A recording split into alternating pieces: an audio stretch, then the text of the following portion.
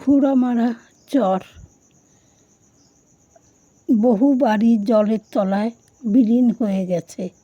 কবে এই গ্রামটা সাগরের বুকে চলে যাবে? বিদ্যুৎবিহীন এই গ্রাম। যখন বন্যা হয়েছিল তখন একতলার ওপর জল। প্রচুর গৃহপালিত পশু মারা গেছে এখানে। কোনো কাজকর্ম নেই, সব ছেলেরা বাইরে গিয়ে কাজ করে।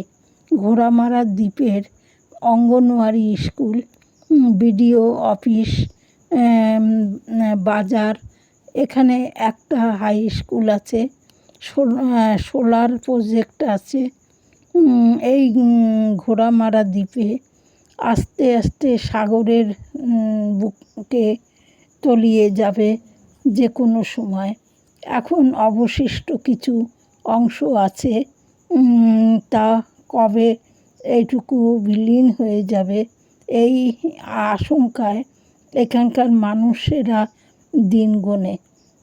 তাই যে কোনো সময় সমুদ্রগর্ভে বিলীন হয়ে যেতে পারে, এইভাবে দুশ্চিন্তায় তাদের আর কি দিন কাটে।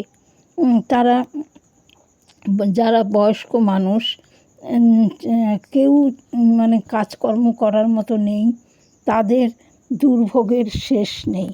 তারা কি বলবো, একবেলা খায় এবং আরেক বেলা তারা দুশ্চিন্তায় দিন কাটায়।